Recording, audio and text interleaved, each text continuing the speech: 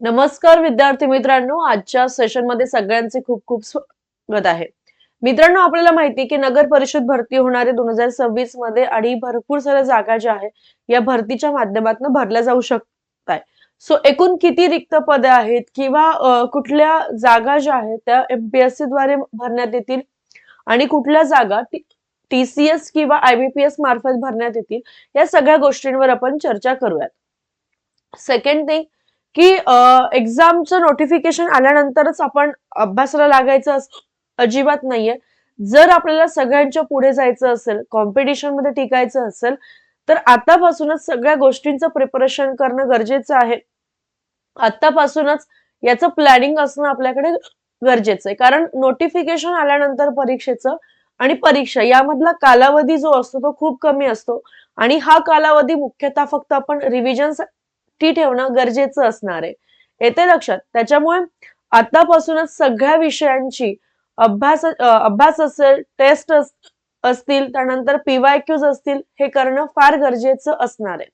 ठीक आहे, आता आपण सगळ्यात आधी बघूया की एकूण जागा किती रिक्त आहेत आणि मग त्यानंतर बाकीच्या गोष्टी समजून घेऊया. बघा, येणाऱ्या काळामध्ये आपण तलाठीचं जर बघितलं तर एकूण 1700 पदांची भरती जी आहे ती होणार आहे. नगर परिषदेसाठी जे आपण आज सेशन घेत आहोत त्याचं जवळपास 3100 प्लस जागा असणार आहेत. म्हणजे तलाठी भरतीच्या कंपॅरिझनने ह्या रिक्त ज्या जागा आहेत त्या जास्त असणार आहे किंवा 3100 पदांची भरती या ठिकाणी होऊ शकते. आरोग्य भरती जर आपण बघितलं तर आरोग्य भरतीचे गट क आणि गट ड चे 5000 प्लस पदांची भरती इथे होऊ शकते. येते लक्षात? येस. आणि कृषी सेवक भरती, नगर परिषद भरती जे असणार आहे, ओके, राज्यस्तरीय ते एमपीएससी मार्फत घेण्यात येणार आहे.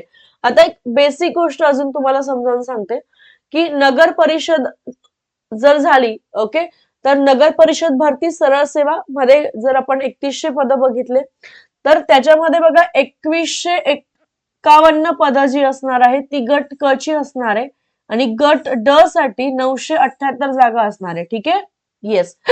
तर सॉरी, गट क च्या 2151 जागा असणार आहेत आणि गट ड च्या 978 जागा इथे असणार आहे. एकूण जी पदे रिक्त असणार आहेत ते किती आहेत? तर 3129 पदे रिक्त असणार आहेत. ठीक आहे, आता परीक्षा कोण घेणार? म्हणजे अभ्यास करत असताना आपल्या डोक्यात एकच प्रश्न कायम येत असतो की आम्ही टीसीएस किंवा आयबीपीएस पॅटर्नने अभ्यास करायचा आहे की एमपीएससी पॅटर्नने अभ्यास करायचा आहे, बरोबर? येस. तलाठी भरतीसाठी तर मी तुम्हाला याच्या आधी खूप वेळेला सांगितलेलं आहे की तुम्ही बेस क्लिअर करा, मग एक्झाम कोणीही घेऊ. तर त्याशी आपल्याला काय नाही, जेव्हा ते क्लिअर होणार की एक्झाम एमपीएससी घेणारे की टीसीएस किंवा आयबीपीएस घेणारे, ओके, म्हणजे एमपीएससी किंवा टीसीएस घेऊ शकते तलाठी, तर तो आपल्याला अडचणीचा भाग नसणारच आहे. कारण सब्जेक्ट जर तुमचा क्लिअर असेल मग परीक्षा कोणीही घेऊ द्या, एमपीएससी ने घेऊ देत अथवा टीसीएस ने घेऊ देत, आपल्याला अडचणी येत नाही. अभ्यास नसेल केलेला तर मात्र तिथे अडचण येऊ शकते. ठीक आहे, येस. आता परीक्षा टीसीएस किंवा आयबीपीएस घेणारे म्हणजे नगर परिषदेची जे गट क च्या आणि गट ड च्या ज्या जागा भरल्या जातील मित्रांनो, तर ते टीसीएस किंवा आयबीपीएस मार्फत भरल्या जाणार आहे. ठीक आहे, सेम जो 2023 मध्ये अभ्यासक्रम होता तोच अभ्यासक्रम तुम्हाला इथे असणार आहे. ओके, तर नगर परिषदेचं क्लॅरिफिकेशन येऊन गेलेलं आहे की ह्या गट क आणि गट ड च्या ज्या जागा आहे त्या आपल्याला टीसीएस किंवा आयबीपीएस मार्फत भरण्यात येणार आहेत. ठीक आहे, येस.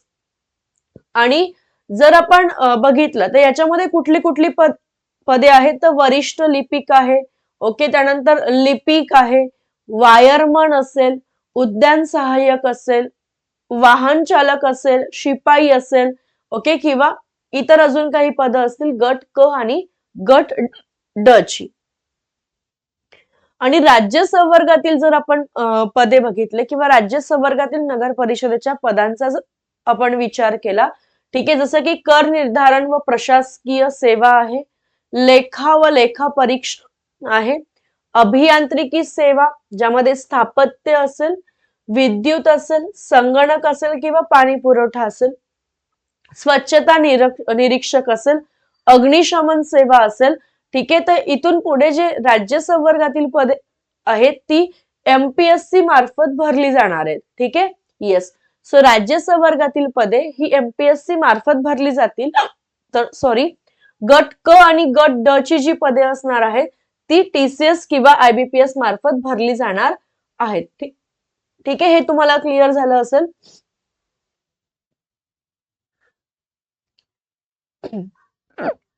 ओके.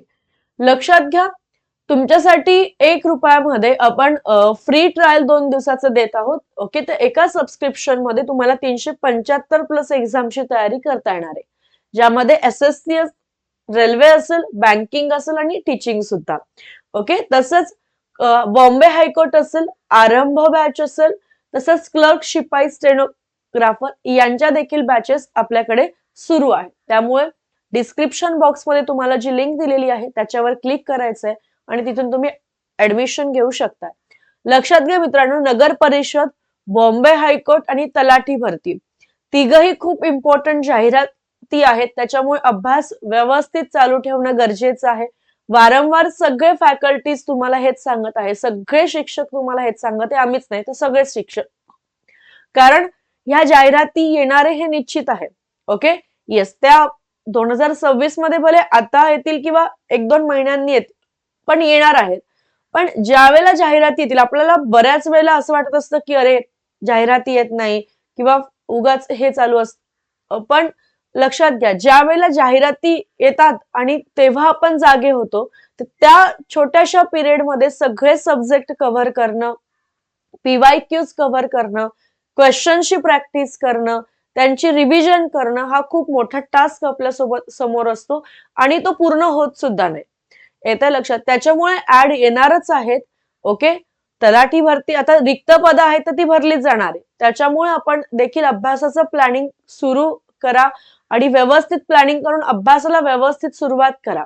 ओके. प्रत्येक विषयाला व्यवस्थित न्याय मिळणं गरजेचं आहे. कारण फक्त अभ्यास करणं हा टास्क नसतो तुमच्याकडे, प्रत्येक विषयाचा सखोल अभ्यास करणं, टॉपिक सब टॉपिक्स करणं, बरोबर, त्याचे पीवायक्यू सॉल्व्ह करणं, त्यांची व्यवस्थित रिव्हिजन करणं, वारंवार नोट्स रीड करत राहणं, हा सगळा जो आपण म्हणूया की हा सगळा जो पार्ट आहे ना, हा अगदी 15 दिवसात 1 महिन्यात होण्यासारखा नाहीये, 2 महिन्यात होण्यासारखा सुद्धा नाहीये, जर तुम्ही व्यवस्थित अभ्यास करत असाल तर. म्हणून एक्झाम जोपर्यंत नोटिफिकेशन येत नाहीये तोपर्यंत या सगळ्या गोष्टींना थोडं सिरियसली घ्या, अभ्यास करा आणि 2026 मध्ये पोस्ट काढा. आय होप की रिक्त पदांबद्दल तुम्हाला सगळं समजलं असेल की राज्य संवर्गातील जे नगर परिषदेची जी पदे आहेत ती एमपीएससी मार्फत भरण्यात येणार आहेत आणि गट क आणि गट ड जी 3129 पदे जी असणार आहेत ती टीसीएस किंवा आयबीपीएस मार्फत भरण्यात येणार आहे. 2023 जर आपण बघितलं त्याचा जो अभ्यासक्रम होता त्यानुसारच ह्यावेळेस पण गट क आणि गट ड चा नगर परिषदेचा अभ्यासक्रम असणार आहे. सो सगळं क्लॅरिफिकेशन तुम्हाला इथे येऊन गेलेलं असेल. ठीक आहे. येस. सो माहिती समजली असेल तर व्हिडिओला पटापट लाईक करायचंय, चॅटबॉक्स मध्ये कमेंट करायचंय की तुम्ही अभ्यासाला लागणार आहात ना, प्लॅनिंग परफेक्ट करणार आहात ना. ओके. चलो थांबूया तिथे, पुन्हा भेटूयात असंच एका न्यू सेशन मध्ये. Thank you so much everyone.